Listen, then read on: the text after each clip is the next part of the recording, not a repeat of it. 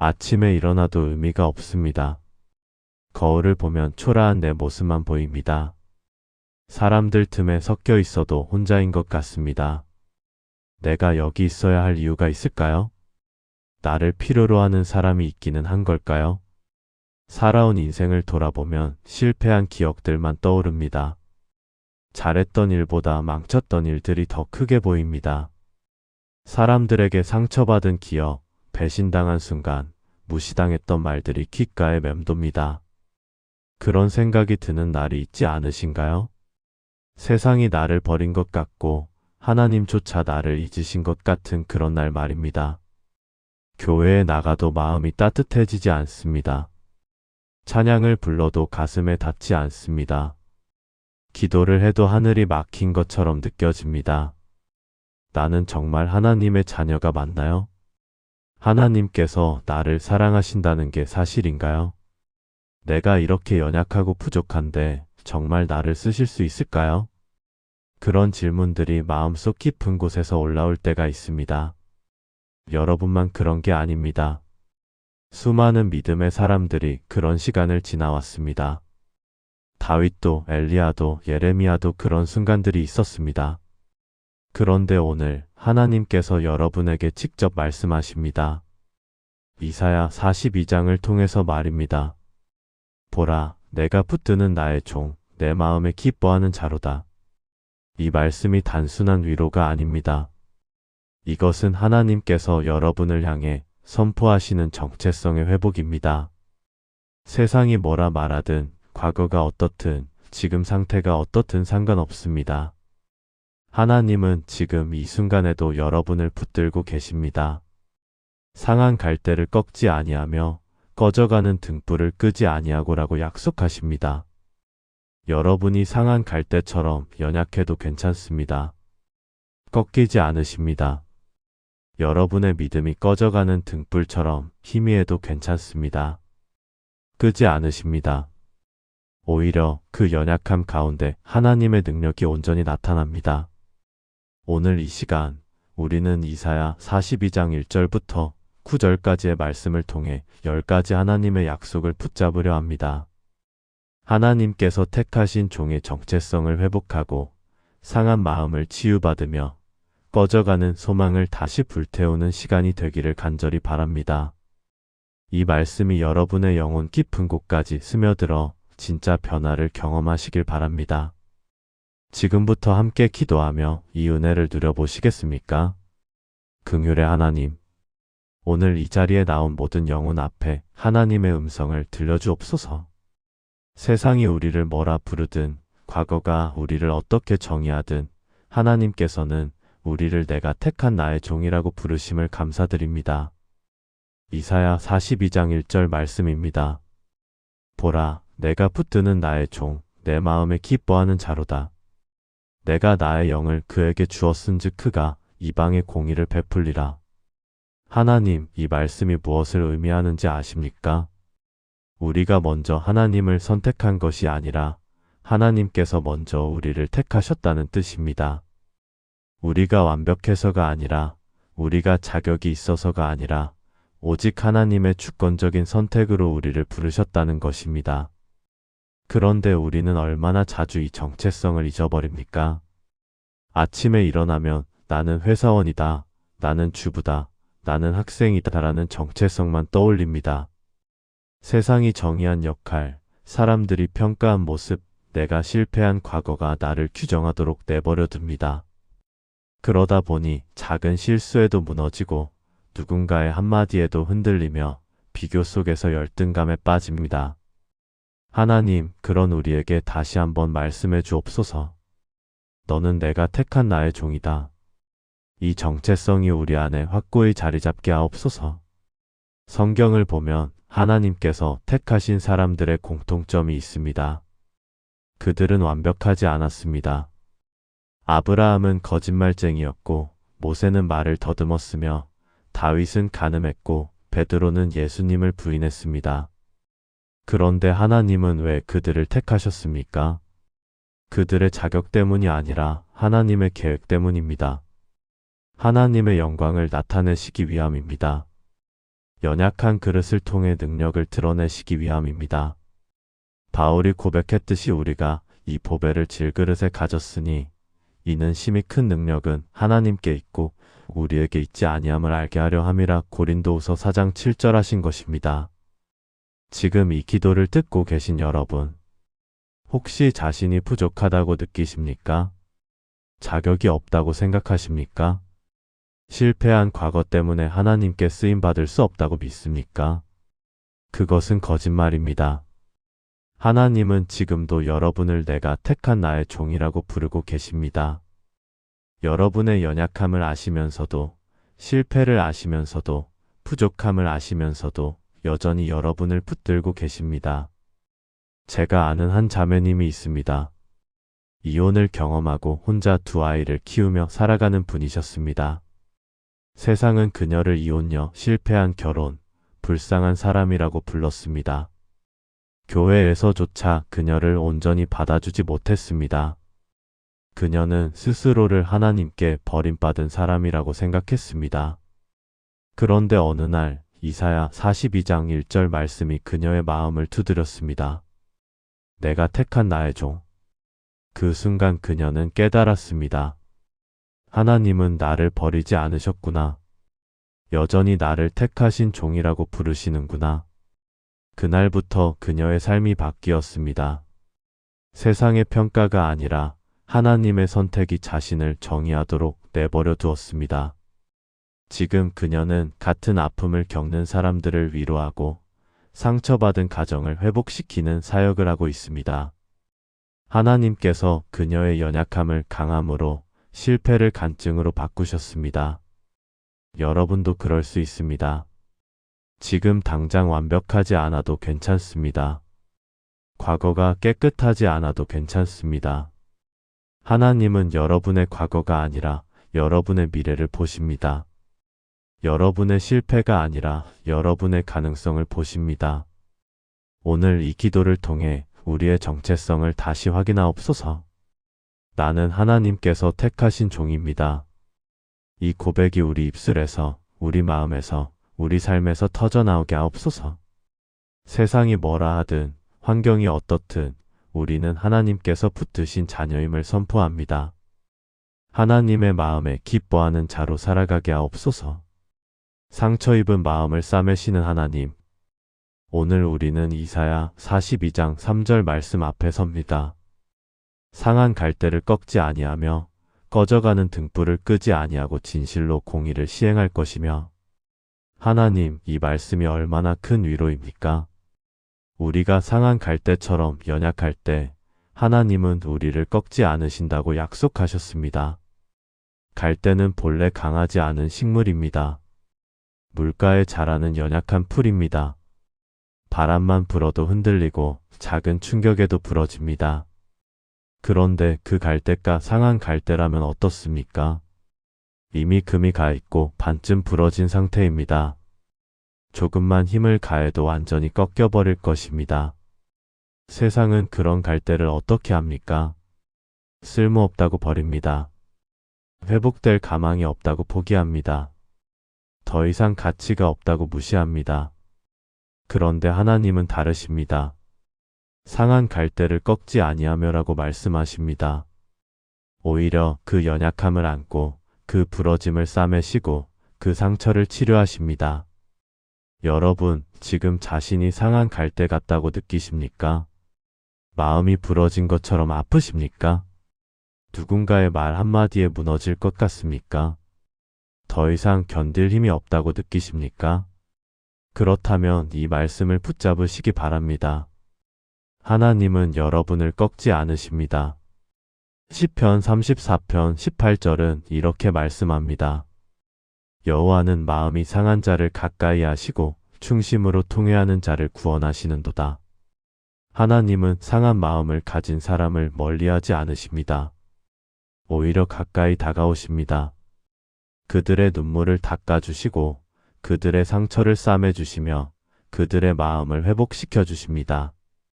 예수님께서도 이 땅에 오셨을 때 가장 먼저 찾아가신 사람들이 누구였습니까?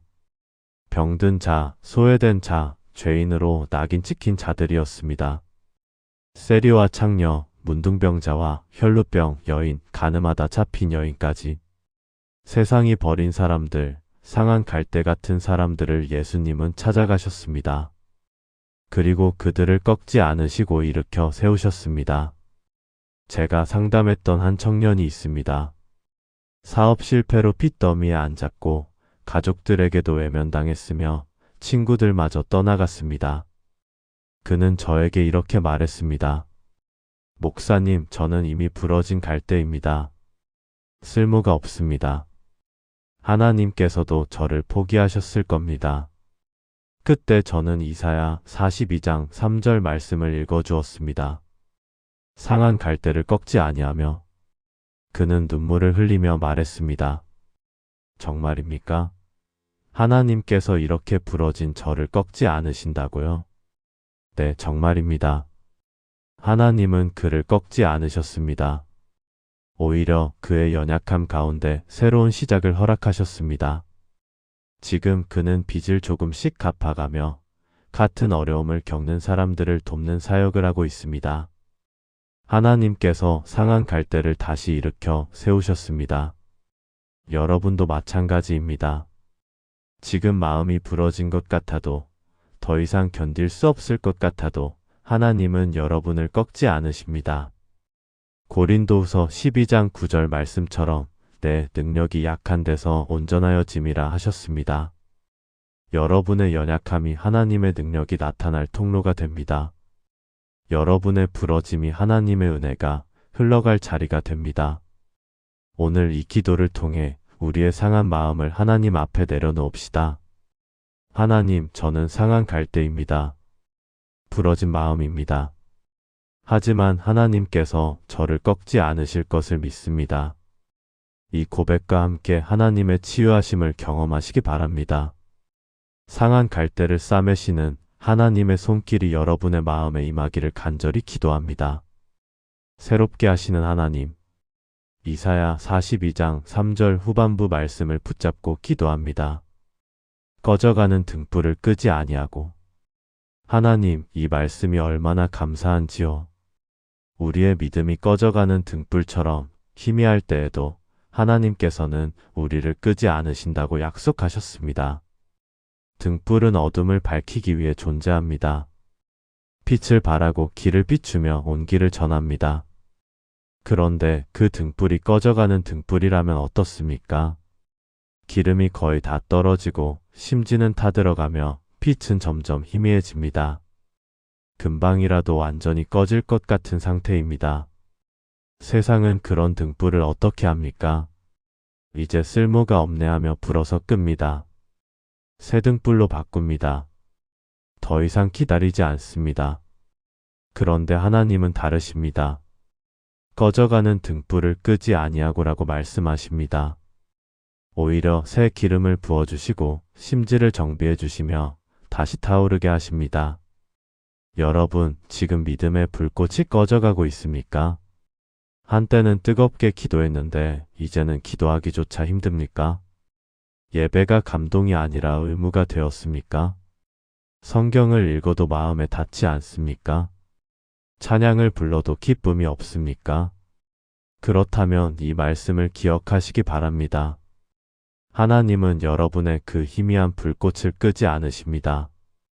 마태복음 12장 20절에서 예수님에 대해 예언하며 이렇게 말씀합니다. 상한 갈대를 꺾지 아니하며 꺼져가는 심지를 끄지 아니하기를 심판하여 이길 때까지 하리니. 예수님께서 바로 그 일을 하러 오신 분이십니다. 꺼져가는 우리의 믿음을 다시 불태우시기 위해, 희미해진 우리의 소망을 회복시키시기 위해 오셨습니다. 성경을 보면 믿음의 불꽃이 꺼져갔던 사람들이 많이 나옵니다. 엘리야는 이세벨의 위협에 로뎀나무 아래 앉아 내가 죽기를 원하나이다라고 기도했습니다. 베드로는 예수님을 3번 부인한 후 나는 물고기나 잡으러 가겠노라며 사역을 포기했습니다. 도마는 부활하신 예수님을 믿지 못하고 내가 그의 손의 못자국을 보며 내 손가락을 그 못자국에 넣으며 내 손을 그 옆구리에 넣어보지 않고는 믿지 아니하겠노라고 말했습니다. 그들의 믿음은 꺼져가는 등불 같았습니다. 그런데 하나님은 그들을 끄지 않으셨습니다. 엘리야에게는 천사를 보내 음식을 먹이시고 힘을 회복시켜 주셨습니다. 베드로에게는 갈릴리 바닷가에서 다시 부르시고 내 양을 먹이라 하셨습니다. 도마에게는 직접 나타나셔서 내 손가락을 이리 내밀어 내 손을 보고 하시며 믿음을 회복시켜 주셨습니다. 제가 알고 있는 한 집사님이 계십니다. 남편의 사업 실패와 큰 아들의 사고, 작은 아들의 질병이 연달아 닥쳤습니다. 그녀는 20년 동안 믿음으로 살아왔지만 그 시간 동안 모든 믿음이 무너졌습니다. 교회에 나가지 않았고 기도하지 않았으며 성경을 펴지도 않았습니다. 그녀의 믿음은 완전히 꺼진 것처럼 보였습니다. 그런데 2년이 지난 어느 날 그녀는 다시 교회에 나왔습니다. 눈물을 흘리며 간증했습니다. 하나님께서 저를 포기하지 않으셨습니다. 제가 하나님을 떠났을 때에도 하나님은 저를 찾아오셨습니다. 꿈에 사람을 통해 상황을 통해 계속 두드리셨습니다. 그래서 다시 돌아왔습니다. 하나님은 그녀의 꺼져가는 등불을 끄지 않으셨습니다.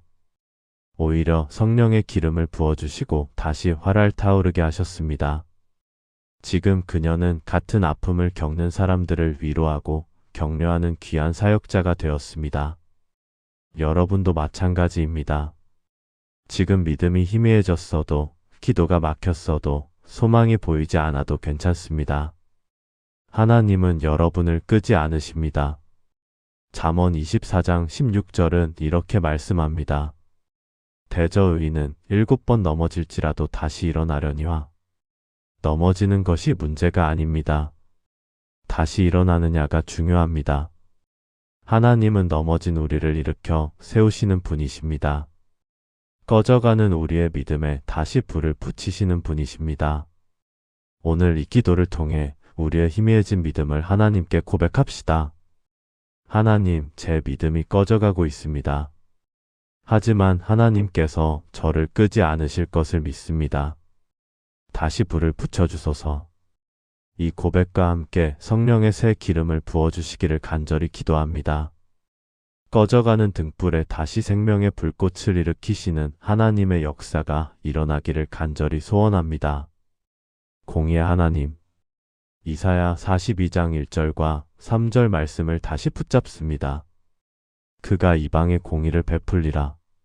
진실로 공의를 시행할 것이며. 하나님, 이 말씀이 우리에게 얼마나 큰 소망입니까? 하나님께서는 공의를 베푸시는 분이심을 선포합니다. 공의란 무엇입니까? 올바른 것을 올바르게 하는 것입니다. 정의를 세우고 불의를 심판하며 억울함을 풀어주는 것입니다. 세상을 보면 공의가 무너진 것처럼 보일 때가 많습니다. 악한 사람이 잘되고 의로운 사람이 고통받습니다. 거짓말하는 자가 성공하고 정직한 자가 손해봅니다. 불의가 판치고 정의가 짓밟힙니다. 그럴 때 우리는 묻습니다. 하나님, 정말 공의로우신 분이십니까? 하나님, 왜 악인은 형통하고 의인은 고난받습니까? 하나님, 언제까지 이 불의를 보고만 계실 겁니까? 그런데 하나님께서 대답하십니다. 내가 택한 나의 종이 이방에 공의를 베풀리라. 진실로 공의를 시행할 것이며 하나님의 공의는 반드시 이루어집니다. 우리가 보기에 느린 것 같아도 하나님의 때에 정확히 이루어집니다. 시편 37편 1절부터 2절은 이렇게 말씀합니다. 악을 행하는 자들 때문에 불평하지 말며 불의를 행하는 자들을 시기하지 말지어다. 그들은 풀과 같이 속히 배임을 당할 것이며 푸른 채소 같이 쇠잔할 것이미로다. 악인의 형통은 일시적입니다. 풀처럼 잠깐 푸르다가 시들어버립니다. 그러나 의인의 길은 영원합니다. 시편 37편 18절은 여호와께서 온전한 자들의 날을 아시니 그들의 기업은 영원하리로다 하셨습니다. 그런데 하나님의 공의에는 두 가지 측면이 있습니다. 하나는 심판의 공의이고 다른 하나는 회복의 공의입니다. 하나님은 악을 심판하시지만 동시에 억울한 자를 회복시키십니다. 상처받은 자를 치유하시고 빼앗긴 것을 돌려주시며 짓밟힌 존엄을 세워주십니다. 성경에 나오는 욥을 생각해 보십시오. 욥은 의로운 사람이었습니다. 그런데 갑자기 모든 것을 잃었습니다. 자녀를 잃고 재산을 잃고 건강을 잃었습니다. 친구들마저 그를 비난했습니다. 내가 죄를 지었기 때문에 이런 일을 당한 거야. 욥은 절규했습니다. 내가 무슨 죄를 지었습니까? 하나님께서 왜 나를 이렇게 대하십니까? 그런데 욥기 42장을 보면 놀라운 일이 일어납니다. 하나님께서 욥의 모든 것을 회복시켜 주셨습니다. 전보다 갑절로 주셨습니다. 자녀도 다시 주시고 재산도 회복시켜 주시며 건강도 되찾게 하셨습니다. 이것이 바로 하나님의 공의입니다. 억울하게 고난받은 자를 하나님께서 회복시켜 주시는 것입니다. 제가 상담했던 한 성도가 있습니다. 직장에서 억울한 누명을 쓰고 해고당했습니다. 자신이 하지도 않은 일로 모든 책임을 뒤집어 쓴 것입니다. 그는 몇 달 동안 울부짖으며 기도했습니다. 하나님, 억울합니다. 하나님께서는 아시지 않습니까? 제가 하지 않았다는 것을요. 그런데 1년이 지난 후 진실이 밝혀졌습니다. 실제로 잘못한 사람이 드러났고 그는 폭직되었을 뿐 아니라 승진까지 했습니다. 그가 저에게 간증했습니다. 목사님, 하나님의 공의는 정말 살아있습니다. 때가 되면 반드시 이루어집니다. 여러분도 지금 억울한 일을 당하고 계십니까? 불의한 대우를 받고 있습니까? 아무도 여러분의 진실을 믿어주지 않습니까? 그렇다면 하나님께 맡기시기 바랍니다. 로마서 12장 19절은 이렇게 말씀합니다. 내 사랑하는 자들아, 너희가 친히 원수를 갚지 말고 하나님의 진노하심에 맡기라. 기록되었으되 원수 갚는 것이 내게 있으니 내가 갚으리라고 주께서 말씀하시니라. 하나님께서 공의를 이루십니다. 우리가 애쓸 필요가 없습니다. 하나님께 맡기고 기다리면 하나님께서 때가 되면 모든 것을 바로잡으십니다. 오늘 이 기도를 통해 우리의 억울함과 분노를 하나님께 내려놓읍시다. 하나님, 억울합니다. 하지만 하나님의 공의를 믿습니다. 하나님께서 때가 되면 모든 것을 바로 잡아주실 것을 믿습니다. 이 고백과 함께 하나님의 공의가 우리 삶에 이루어지기를 간절히 기도합니다. 변함없으신 하나님, 이사야 42장 4절 말씀을 붙잡고 기도합니다. 그는 쇠하지 아니하며 낙심하지 아니하고 세상에 정의를 세우기에 이르리니. 하나님, 이 말씀이 얼마나 놀라운지요. 우리는 쉽게 쇠하고 낙심하지만 하나님께서 보내신 메시아는 쇠하지도 낙심하지도 않으신다고 약속하셨습니다. 쇠한다는 것은 무엇입니까? 힘이 빠지고 기운이 없어지며 지쳐서 더 이상 나아갈 수 없는 상태를 말합니다. 낙심한다는 것은 무엇입니까? 마음이 무너지고 희망을 잃으며 포기하고 싶어지는 상태를 말합니다. 우리는 얼마나 자주 쇠하고 낙심합니까? 조금만 힘들어도 이제 그만하고 싶다 합니다.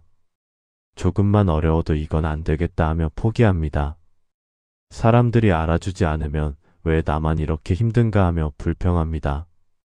그런데 예수님은 다르십니다. 쇠하지 않으시고 낙심하지 않으십니다. 끝까지 하나님의 뜻을 이루시기까지 포기하지 않으십니다. 왜 그러십니까? 우리를 향한 하나님의 사랑이 변함없기 때문입니다. 우리를 구원하시려는 하나님의 계획이 확고하기 때문입니다. 예수님의 십자가 사역을 생각해 보십시오. 예수님은 십자가를 지시기까지 수많은 고난을 겪으셨습니다. 제자들에게 배신당하셨습니다. 가룟 유다가 은 30에 팔았고 베드로는 3번 부인했으며 나머지 제자들은 모두 도망갔습니다. 종교 지도자들에게 조롱당하셨습니다. 내가 하나님의 아들이면 십자가에서 내려와 봐라. 군인들에게 매 맞고 십자가에 못 박히셨습니다. 그 고통이 얼마나 컸겠습니까? 육체적 고통뿐 아니라 영적 고통까지 겪으셨습니다. 나의 하나님, 어찌하여 나를 버리셨나이까? 그런데도 예수님은 쇠하지 않으셨습니다. 낙심하지 않으셨습니다. 끝까지 십자가를 지시고 다 이루었다 선포하셨습니다. 왜 그러셨습니까? 우리를 구원하시기 위해서입니다. 우리를 향한 사랑을 포기하지 않으셨기 때문입니다. 히브리서 12장 2절은 이렇게 말씀합니다. 믿음의 주요 또 온전하게 하시는 이인 예수를 바라보자. 그는 그 앞에 있는 기쁨을 위하여 십자가를 참으사 부끄러움을 개의치 아니하시더니 하나님 보좌 우편에 앉으셨느니라. 예수님은 우리를 구원하시는 기쁨을 위해 십자가의 고난을 참으셨습니다. 쇠하지 않으시고 낙심하지 않으신 것입니다. 그런데 이것이 예수님만의 이야기가 아닙니다. 우리를 향한 하나님의 마음도 똑같습니다. 하나님은 우리가 실패해도 포기하지 않으십니다. 우리가 넘어져도 끝까지 붙으십니다. 우리가 배신해도 여전히 사랑하십니다. 예레미야가 3장 22절부터 23절은 이렇게 선포합니다. 여호와의 인자와 긍휼이 무궁하심으로 우리가 진멸되지 아니함이니이다. 이것들이 아침마다 새로우니 주의 성실하심이 크시도소이다. 하나님의 긍휼은 아침마다 새롭습니다. 어제 우리가 실패했어도 오늘 새로운 긍휼로 다시 시작하게 하십니다. 제가 아는 한 형제님이 있습니다. 알코올 중독으로 10년 동안 고생했습니다. 수없이 끊으려고 시도했지만 번번이 실패했습니다. 가족들이 포기했고 친구들이 떠났으며 심지어 교회마저 그를 외면했습니다. 그는 절망했습니다. 하나님도 이제 나를 포기하셨을 거야. 그런데 어느 날 그는 이사야 42장 4절 말씀을 읽었습니다. 그는 쇠하지 아니하며 낙심하지 아니하고 그 순간 깨달았습니다. 하나님은 나를 포기하지 않으셨구나. 내가 10번 넘어져도 100번 실패해도 하나님은 여전히 나를 붙들고 계시는구나. 그날부터 그는 다시 일어섰습니다. 물론 쉽지 않았습니다. 여전히 넘어질 때도 있었습니다. 그러나 그때마다 하나님의 신실하심을 붙잡고 다시 일어섰습니다. 지금 그는 5년째 중독에서 자유롭게 살고 있으며 같은 문제로 고통받는 사람들을 돕는 사역을 하고 있습니다. 여러분도 마찬가지입니다. 지금 몇 번을 실패했든 몇 번을 넘어졌든 상관없습니다. 하나님은 여러분을 포기하지 않으십니다. 쇠하지 않으시고 낙심하지 않으십니다. 끝까지 여러분을 붙들고 회복시키십니다. 오늘 이 기도를 통해 하나님의 신실하심을 다시 한번 확인합시다. 하나님, 저는 쉽게 쇠하고 낙심합니다. 하지만 하나님은 쇠하지도 낙심하지도 않으십니다. 그 신실하심을 믿고 다시 일어서겠습니다. 이 고백과 함께 하나님의 끈기와 신실하심이 우리 삶을 붙들어 주시기를 간절히 기도합니다. 생명의 하나님, 이사야 42장 6절부터 7절 말씀을 붙잡고 기도합니다. 나 여호와가 의로 너를 불렀은즉 내가 내 손을 잡아 너를 보호하며 너를 세워 백성의 언약과 이방의 빛이 되게 하리니 내가 맹인의 눈을 밝히며 갇힌 자를 감옥에서 이끌어내며 흑암에 앉은 자를 감방에서 나오게 하리라. 하나님, 이 말씀이 얼마나 강력한 선포입니까? 하나님께서는 어둠 가운데 있는 자들에게 빛을 주시는 분이심을 선언하십니다. 어둠이란 무엇입니까? 빛이 없는 상태입니다. 길이 보이지 않고 방향을 알 수 없으며 두려움과 불안이 가득한 곳입니다. 우리 삶에도 어둠 같은 시간들이 있습니다. 앞이 보이지 않는 막막함의 어둠이 있습니다. 미래가 불확실하고 어떻게 해야 할지 모르는 어둠입니다. 외로움의 어둠이 있습니다. 아무도 나를 이해해주지 않고 혼자라고 느끼는 어둠입니다. 절망의 어둠이 있습니다. 아무리 애써도 바뀌지 않고 희망이 보이지 않는 어둠입니다. 그런 어둠 속에서 우리는 울부짖습니다. 하나님, 여기 너무 어둡습니다. 아무것도 보이지 않습니다. 길을 알 수가 없습니다.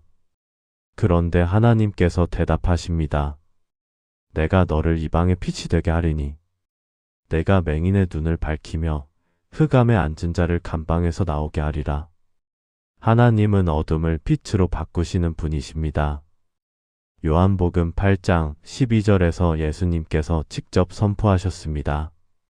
나는 세상의 빛이니 나를 따르는 자는 어둠에 다니지 아니하고 생명의 빛을 얻으리라. 예수님은 세상의 빛이십니다. 그분을 따르는 자는 어둠에 다니지 않습니다. 아무리 상황이 어두워도 예수님과 함께라면 빛을 볼 수 있습니다. 성경에 나오는 사람들 중에 어둠 속에서 빛을 경험한 사람들이 많습니다. 요셉은 억울하게 감옥에 갇혔습니다. 형들에게 배신당하고 보디발의 아내에게 누명 씌워져 어둠 같은 감옥에 갇혔습니다. 13년 동안 어둠 속에 있었습니다. 그런데 하나님께서 그를 감옥에서 이끌어내시고 애굽의 총리로 세우셨습니다. 어둠이 빛으로 바뀌었습니다. 바울과 실라는 빌립보 감옥에 갇혔습니다. 복음을 전했다는 이유로 매 맞고옥에 갇혔습니다. 발에는 착고가 채워졌고 가장 깊은 감옥에 갇혔습니다. 그런데 그들은 어둠 속에서 무엇을 했습니까? 찬송하고 기도했습니다. 그러자 지진이 일어나고 감옥문이 열렸으며 간수와 그의 온 집이 구원받았습니다. 어둠이 빛으로 바뀌었습니다. 제가 상담했던 한 자매님이 있습니다. 우울증으로 3년 동안 고생했습니다. 아침에 일어나도 아무것도 하고 싶지 않았고 사람 만나는 것도 두려웠으며 심지어 교회조차 가기 싫었습니다. 그녀의 삶은 완전히 어둠 속이었습니다. 목사님, 저는 이 어둠에서 절대 나올 수 없을 것 같아요. 너무 깊이 빠져 있어요. 그때 저는 이사야 42장 7절 말씀을 읽어주었습니다. 흑암에 앉은 자를 감방에서 나오게 하리라. 그리고 함께 기도했습니다. 몇 개월이 지났습니다. 쉽지 않았습니다. 그러나 조금씩 변화가 일어났습니다. 말씀을 읽을 수 있게 되었고 기도할 수 있게 되었으며 찬양할 수 있게 되었습니다. 1년이 지난 후 그녀는 완전히 회복되었습니다. 지금은 같은 우울증으로 고통받는 사람들을 돕는 상담가가 되었습니다. 그녀가 저에게 간증했습니다. 목사님, 하나님께서 정말 저를 어둠에서 이끌어내셨어요. 그 어둠 속에서도 하나님은 저를 포기하지 않으셨어요. 여러분도 지금 어둠 속에 있습니까? 앞이 보이지 않습니까? 길을 잃은 것 같습니까? 그렇다면 이 말씀을 붙잡으시기 바랍니다. 흑암에 앉은 자를 감방에서 나오게 하리라. 하나님은 여러분을 어둠에서 이끌어내실 것입니다. 빛을 주실 것입니다. 길을 보여주실 것입니다. 시편 119편 105절은 말씀합니다. 주의 말씀은 내 발의 등이요 내 길의 빛이니이다. 하나님의 말씀이 우리의 어둠을 밝히는 빛입니다. 오늘 이 기도를 통해 하나님의 빛을 구합시다. 하나님, 제 삶이 너무 어둡습니다. 길이 보이지 않습니다. 하지만 하나님께서 빛을 주실 것을 믿습니다. 저를 어둠에서 이끌어내 주소서. 이 고백과 함께 생명의 빛이 여러분의 어둠을 밝혀주시기를 간절히 기도합니다. 자유케 하시는 하나님, 이사야 42장 7절 말씀을 다시 붙잡고 기도합니다. 갇힌 자를 감옥에서 이끌어내며 흑암에 앉은 자를 감방에서 나오게 하리라. 하나님, 이 말씀이 얼마나 감격스러운지요. 하나님께서는 갇힌 자를 해방시키시는 분이심을 선포하십니다. 감옥이란 무엇입니까? 자유를 빼앗긴 곳입니다.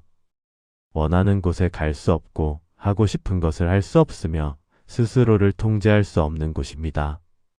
우리 삶에도 보이지 않는 감옥들이 있습니다. 죄의 감옥이 있습니다. 끊으려 해도 끊을 수 없는 습관, 버리려 해도 버릴 수 없는 중독, 벗어나려 해도 벗어날 수 없는 죄의 굴레입니다. 두려움의 감옥이 있습니다. 실패할까 봐 두렵고, 거절당할까 봐 두렵고, 상처받을까 봐 두려워서 아무것도 시도하지 못하는 감옥입니다. 과거의 감옥이 있습니다. 과거의 상처, 과거의 실패, 과거의 후회에 갇혀서 현재를 살지 못하고 미래로 나아가지 못하는 감옥입니다. 그런 감옥 속에서 우리는 절규합니다. 하나님, 저를 이 감옥에서 꺼내주세요. 자유롭게 해주세요. 이 굴레에서 벗어나게 해주세요. 그런데 하나님께서 약속하십니다. 갇힌 자를 감옥에서 이끌어내리라. 하나님은 우리를 감옥에서 해방시키시는 분이십니다. 누가복음 4장 18절에서 예수님께서 직접 선포하셨습니다. 주의 성령이 내게 임하셨으니 이는 가난한 자에게 복음을 전하게 하시려고 내게 기름을 부으시고 나를 보내사 포로된 자에게 자유를, 눈먼 자에게 다시 보게 함을 전파하며 눌린 자를 자유롭게 하고. 예수님은 포로된 자에게 자유를 주시기 위해 오셨습니다. 죄의 포로, 두려움의 포로, 과거의 포로에게 자유를 선포하러 오셨습니다. 요한복음 8장 36절은 이렇게 말씀합니다. 그러므로 아들이 너희를 자유롭게 하면 너희가 참으로 자유로우리라. 예수님께서 자유케 하시면 참 자유입니다. 더 이상 죄에 매이지 않고 두려움에 갇히지 않으며 과거에 붙잡히지 않는 진정한 자유입니다. 성경에는 감옥에서 해방된 사람들의 이야기가 많이 나옵니다. 베드로는 헤롯 왕이 가둔 감옥에서 천사를 통해 기적적으로 풀려났습니다. 이것이 참인가 생각하며 깨어보니 정말 자유케 되었다. 가늠하다 잡혀온 여인은 율법의 정죄라는 감옥에 갇혀 있었습니다. 사람들이 돌을 들었고 죽음이 눈앞에 있었습니다. 그런데 예수님께서 말씀하셨습니다. 너희 중에 죄 없는 자가 먼저 돌로 치라. 사람들이 하나씩 떠났고 예수님께서 그녀에게 말씀하셨습니다. 나도 너를 정죄하지 아니하노니 가서 다시는 죄를 범하지 말라. 그녀는 정죄의 감옥에서 풀려났습니다. 제가 알고 있는 한 형제님이 있습니다. 도박 중독으로 10년 이상 고생했습니다. 가족을 속이고 빚을 지고 모든 것을 잃었습니다. 그는 도박이라는 감옥에 완전히 갇혀 있었습니다. 끊고 싶어도 끊을 수가 없어요. 이건 제 의지로 안 돼요. 그는 절망했습니다.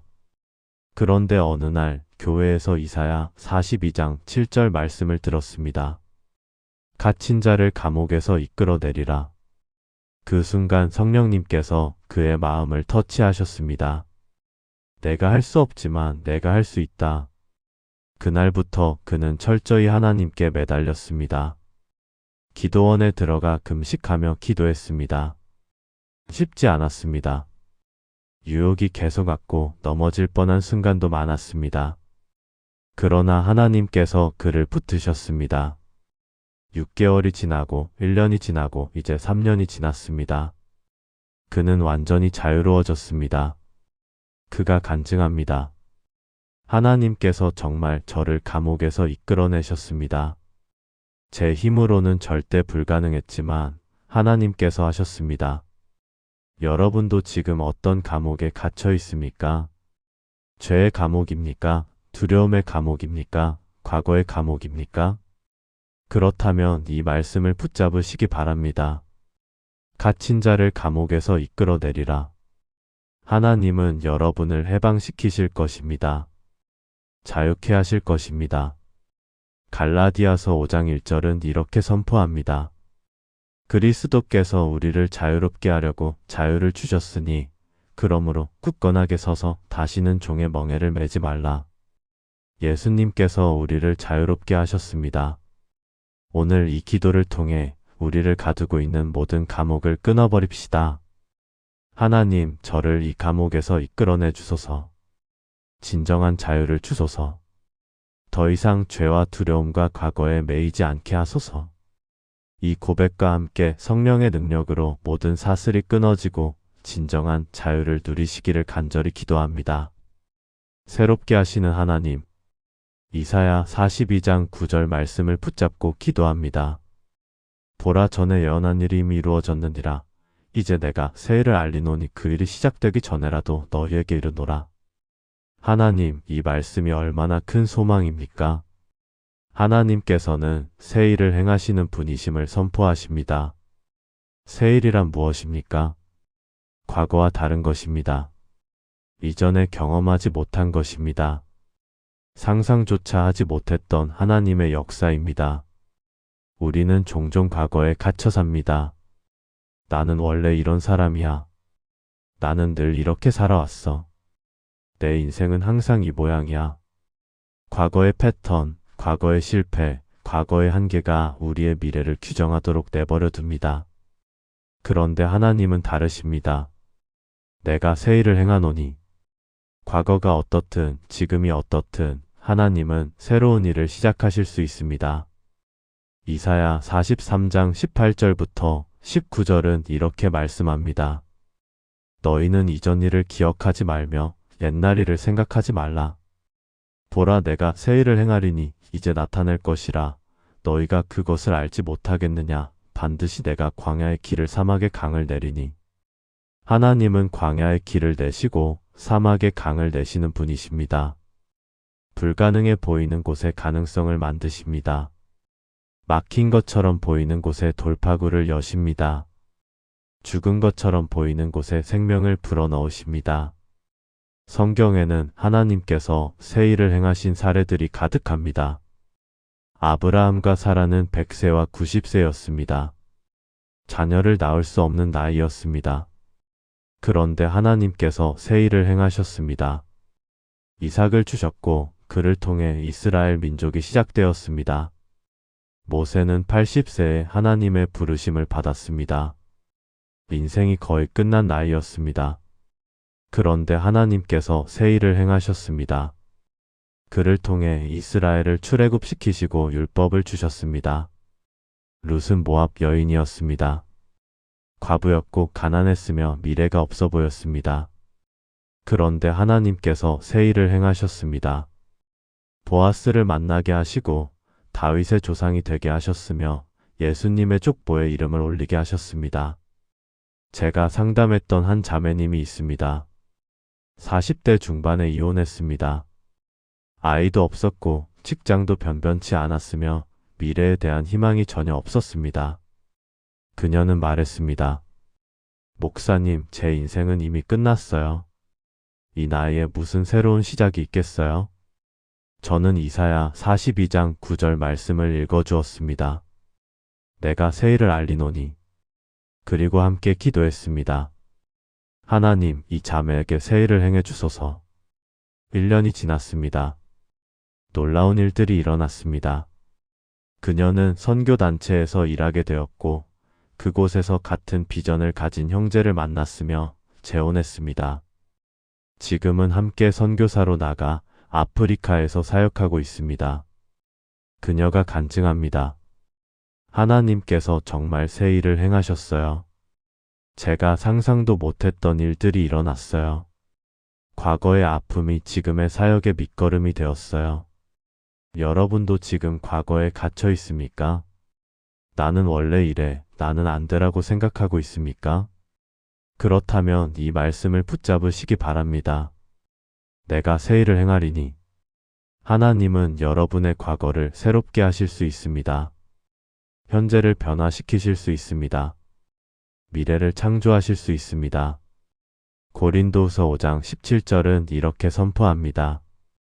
그런즉 누구든지 그리스도 안에 있으면 새로운 피조물이라. 이전 것은 지나갔으니 보라, 새 것이 되었도다. 예수님 안에서 우리는 새로운 피조물입니다. 과거의 실패자가 아니라 새로운 존재입니다. 과거의 한계가 아니라 무한한 가능성을 가진 존재입니다. 오늘 이 기도를 통해 하나님의 새 일을 구합시다. 하나님, 제 삶에 새 일을 행해 주소서. 과거의 패턴을 깨뜨리시고 새로운 시작을 허락해 주소서. 광야 같은 제 인생의 길을 내시고 사막 같은 제 마음에 강을 흐르게 하소서. 이 고백과 함께 하나님의 새로운 역사가 여러분의 삶에 일어나기를 간절히 기도합니다. 엘샤다이 전능하신 하나님, 이사야 42장 6절 말씀을 다시 붙잡고 기도합니다. 나 여호와가 의로 너를 불렀은즉 내가 내 손을 잡아 너를 보호하며. 하나님, 이 말씀이 얼마나 따뜻한지요. 하나님께서 직접 우리의 손을 잡아주신다고 약속하셨습니다. 손을 잡는다는 것은 무엇을 의미합니까? 함께한다는 것입니다. 인도한다는 것입니다. 보호한다는 것입니다. 혼자 가게 내버려 두지 않는다는 것입니다. 우리는 종종 혼자라고 느낍니다. 인생의 길을 혼자 걸어가야 한다고 생각합니다. 아무도 내 고통을 이해하지 못한다고 느낍니다. 심지어 하나님조차 멀리 계신 것 같습니다. 그런데 하나님은 말씀하십니다. 내가 내 손을 잡아. 하나님은 우리 곁에 계십니다. 우리의 손을 잡고 함께 걸으십니다. 넘어질 때 붙들어 주시고 길을 잃을 때 인도하시며 두려울 때 보호해 주십니다. 시편 73편 23절부터 24절은 이렇게 고백합니다. 그러나 나는 항상 주와 함께하니 주께서 내 오른손을 붙드셨나이다. 주의 교훈으로 나를 인도하시고 후에는 영광으로 나를 영접하시리니. 하나님께서 우리의 오른손을 붙드셨습니다. 교훈으로 인도하시고 영광으로 영접하실 것입니다. 이것이 우리의 소망입니다. 성경에는 하나님께서 손을 잡아주신 사람들의 이야기가 많이 나옵니다. 야곱은 야복 강가에서 하나님과 씨름했습니다. 환도뼈가 부러지도록 씨름했습니다. 그런데 하나님께서 그를 축복하셨고 그의 이름을 이스라엘로 바꾸셨습니다. 하나님께서 야곱의 손을 잡아주셨습니다. 다윗은 골리앗 앞에 섰습니다. 모든 사람이 두려워하는 거인 앞에 소년이 섰습니다. 그런데 다윗은 말했습니다. 너는 칼과 창과 단창으로 내게 나아오거니와 나는 만군의 여호와의 이름으로 내게 나아가노라. 하나님께서 다윗의 손을 잡아주셨고 그는 골리앗을 이겼습니다. 베드로는 물 위를 걸어가다가 두려워서 빠져들었습니다. 주여 나를 구원하소서. 그러자 예수님께서 즉시 손을 내밀어 그를 붙드셨습니다. 하나님께서 베드로의 손을 잡아주셨습니다. 제가 알고 있는 한 형제님이 있습니다. 사업에 실패하고 우울증에 빠졌습니다. 모든 것을 잃었고 미래가 보이지 않았으며 살아갈 이유를 찾을 수 없었습니다. 어느 날 그는 한강 다리 위에 섰습니다. 이제 끝이다. 그런데 그 순간 누군가 그의 어깨를 두드렸습니다. 낯선 사람이었습니다. 괜찮으세요? 제가 기도해 드릴까요? 그 사람은 그와 함께 기도했고 교회로 데려갔으며 목사님께 연결해 주었습니다. 그날부터 그의 인생이 바뀌었습니다. 하나님께서 그 낯선 사람을 보내 그의 손을 잡아주셨습니다. 지금 그는 회복되어 같은 아픔을 겪는 사람들을 돕는 사역을 하고 있습니다. 그가 간증합니다. 하나님께서 정말 제 손을 잡아주셨어요. 죽으려던 그 순간의 말이에요. 여러분도 지금 혼자라고 느끼십니까? 아무도 함께하지 않는다고 생각하십니까? 길을 잃은 것 같습니까? 그렇다면 이 말씀을 붙잡으시기 바랍니다. 내가 내 손을 잡아. 하나님은 지금도 여러분의 손을 잡고 계십니다. 보이지 않아도 계십니다. 느껴지지 않아도 함께 하십니다. 이사야 41장 10절은 이렇게 약속합니다. 두려워하지 말라. 내가 너와 함께 함이라. 놀라지 말라. 나는 내 하나님이 됨이라. 내가 너를 굳세게 하리라. 참으로 너를 도와주리라. 참으로 나의 의로운 오른손으로 너를 붙들리라. 하나님께서 의로운 오른손으로 우리를 붙드십니다. 오늘 이 기도를 통해 하나님의 손길을 느껴봅시다. 하나님, 제 손을 잡아주소서. 혼자 걷지 않게 하소서. 함께 인도해 주시고 보호해 주소서. 이 고백과 함께 하나님의 따뜻한 손길이 여러분을 붙들어 주시기를 간절히 기도합니다. 만군의 하나님, 이사야 42장 8절 말씀으로 이 기도를 마무리합니다. 나는 여호와이니 이는 내 이름이라. 나는 내 영광을 다른 자에게 내 찬송을 우상에게 주지 아니하리라. 하나님, 이 말씀이 얼마나 강력한 선포입니까? 하나님께서는 당신의 영광을 다른 자에게 주지 않으신다고 분명히 말씀하셨습니다. 이것이 무엇을 의미합니까? 하나님께서 모든 것의 주권자이시라는 것입니다. 하나님께서 유일하신 신이시라는 것입니다. 하나님 외에 다른 것을 의지하거나 섬기지 말라는 것입니다. 우리는 종종 하나님보다 다른 것을 더 의지합니다. 돈을 의지합니다. 돈만 있으면 모든 문제가 해결될 거야. 사람을 의지합니다. 저 사람만 날 도와주면 내 인생이 바뀔 거야. 자신의 능력을 의지합니다. 내 실력으로 할 수 있어. 그런데 하나님은 말씀하십니다. 나는 내 영광을 다른 자에게 주지 아니하리라. 하나님 외에 다른 것을 의지할 때 우리는 실망하게 됩니다. 돈은 우리를 배신합니다. 사람은 우리를 떠납니다. 능력은 한계가 있습니다. 그러나 하나님은 다르십니다. 하나님은 결코 우리를 실망시키지 않으십니다. 시편 115편 3절은 이렇게 말씀합니다.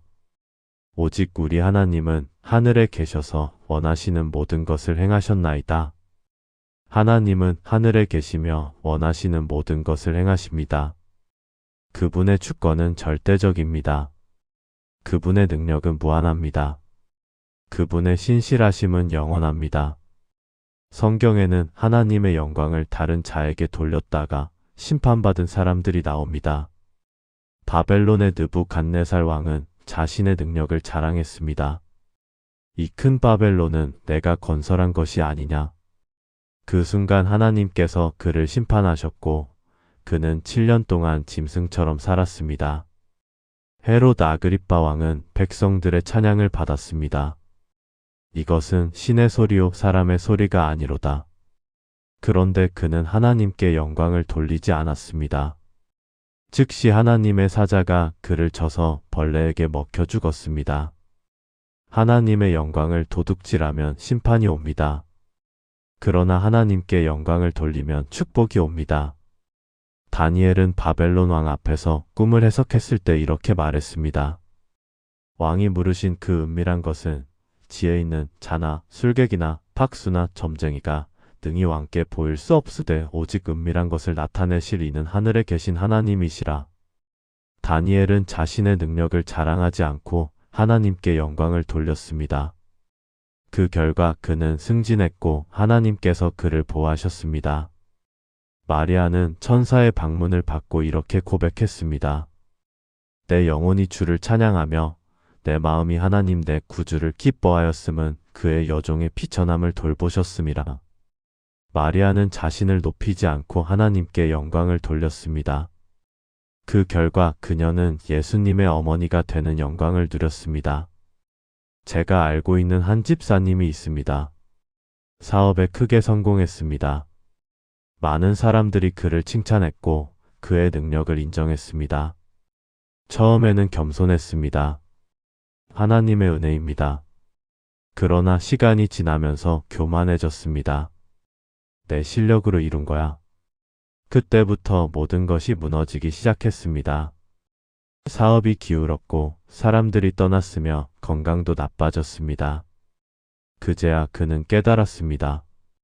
내가 하나님의 영광을 도둑질했구나. 그는 회개했습니다. 무릎 꿇고 하나님께 영광을 돌렸습니다. 하나님, 모든 것이 하나님의 것입니다. 제가 교만했습니다. 용서해 주소서. 하나님께서 그를 다시 회복시켜 주셨습니다. 사업도 회복되고 관계도 회복되며 건강도 회복되었습니다. 지금 그는 철저히 하나님께 영광을 돌리는 삶을 살고 있습니다. 여러분은 어떻습니까? 혹시 하나님의 영광을 도둑질하고 있지는 않습니까? 자신의 능력, 자신의 성공, 자신의 의를 자랑하고 있지는 않습니까? 그렇다면 오늘 회개하시기 바랍니다. 고린도전서 10장 31절은 이렇게 말씀합니다. 그런즉 너희가 먹든지 마시든지 무엇을 하든지 다 하나님의 영광을 위하여 하라. 우리가 하는 모든 일이 하나님의 영광을 위한 것이어야 합니다. 우리의 성공도, 우리의 재능도, 우리의 관계도 모두 하나님께 영광을 돌리기 위한 것이어야 합니다. 오늘 이 마지막 기도를 통해 우리의 삶 전체를 하나님께 드립시다. 하나님, 모든 영광을 하나님께 돌립니다. 제가 가진 모든 것, 제가 이룬 모든 것이 하나님의 은혜임을 고백합니다. 제 삶이 하나님의 영광을 나타내는 통로가 되게 하소서. 이 고백과 함께 하나님의 영광이 우리의 삶을 통해 온 세상에 드러나기를 간절히 기도합니다. 이사야 42장 1절부터 9절까지의 말씀을 통해 우리가 받은 10가지 은혜를 다시 한번 기억합시다. 우리는 하나님께서 택하신 종입니다. 상한 갈대를 꺾지 않으시는 은혜를 받았습니다. 꺼져가는 등불을 끄지 않으시는 사랑을 경험했습니다. 공의를 베푸시는 하나님을 믿습니다. 쇠하지 않으시고 낙심하지 않으시는 하나님을 의지합니다. 어둠의 빛을 주시는 은혜를 누립니다. 감옥에서 해방시키시는 능력을 믿습니다. 새 일을 행하시는 하나님을 기대합니다. 손을 잡아주시는 동행을 경험합니다. 그리고 모든 영광을 하나님께 돌립니다. 이 10가지 은혜가 여러분의 삶을 완전히 변화시키기를 간절히 소원합니다. 예수님의 이름으로 기도드립니다. 아멘.